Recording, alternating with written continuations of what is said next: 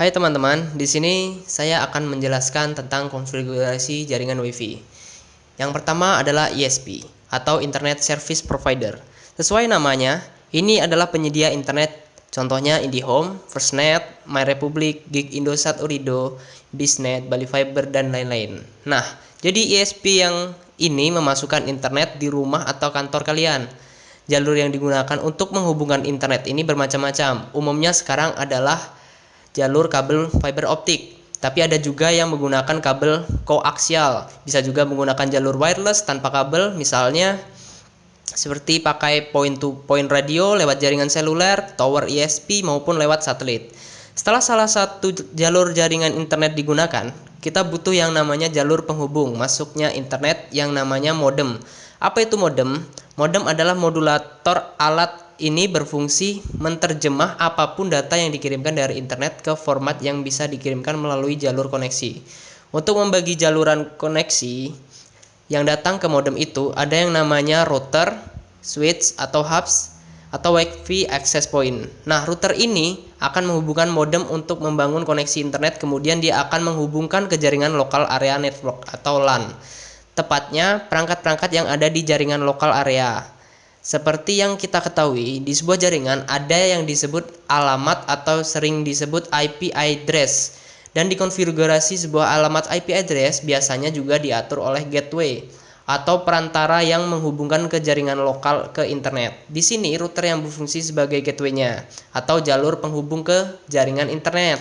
Nah, tadi kan kita sudah ke ISP, masuk penghubung jalur internet, masuk ke modem, router, sekarang ke jaringan lokalnya.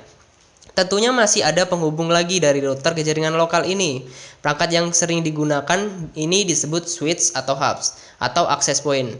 Yang pertama adalah switch. Switch ini adalah alat untuk menghubungkan antara jaringan dalam lokal berbasis kabel. Nah, kalau tanpa kabel ini sering disebut access point atau standar disebut adalah WiFi. WiFi ini adalah media pengganti kabel dari perangkat rangkaian tadi.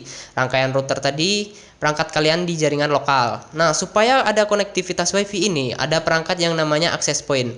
Nah, tapi kalau ada modem, router, switch, access point. Kenapa kalau saya pesan internet dari ISP atau Internet Service Provider, datanya cuma satu perangkat saja? Ya, jadi umumnya ketika pesan internet atau dalam hal berlangganan internet dari suatu ISP, perangkat yang dipasang pihak ISP umumnya memang hanya ada satu atau maksimum dua saja. Hal ini dikarenakan fungsi-fungsi dari modem, router, switch, access point itu disatukan ke dalam satu perangkat saja. Saya contohkan router yang ada di rumah saya yang dari ISP Icon Plus. Nah, sebagai contoh dari ISP Icon Plus atau dari perusahaan PLN, seperti inilah router yang menjadi satu kesatuan dari modem, switch, atau router tadi. Jadi di sini saya akan jelaskan port-portnya di sini. Di belakang sini ada yang namanya port koneksi untuk ke jalur ISP. Contoh kabelnya adalah kabel fiber optik ya di sini. Dan kemudian di belakang ini adalah port jaringan atau network switch yang bisa dibagikan ke perangkat-perangkat kalian seperti laptop menggunakan kabel LAN. Kemudian di sini ada modul access point yang menyambungkan secara WiFi atau wireless ke perangkat handphone kalian atau perangkat-perangkat yang menggunakan WiFi. Jadi seperti inilah modul secara ringkas yang menjadi kesatuan dari sebuah ISP yang mengasih hanya satu perangkat saja. Nah, kemudian kabel fiber optik ini tersambung ke luar sana, yang dinamakan ODP atau Optical Distribution Point. Oke, saya akan contohkan keluar sana.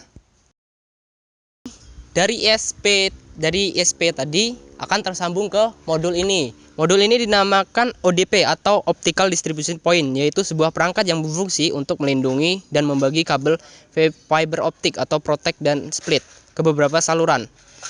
Ke saluran pelanggan juga bisa. Fungsi utama dari ODP adalah membagi satu core optik dari jalur utama atau provider ke beberapa pelanggan dengan menggunakan komponen passive splitter. Jadi seperti itulah penjelasan dari saya. Sekian dan terima kasih. See you next again.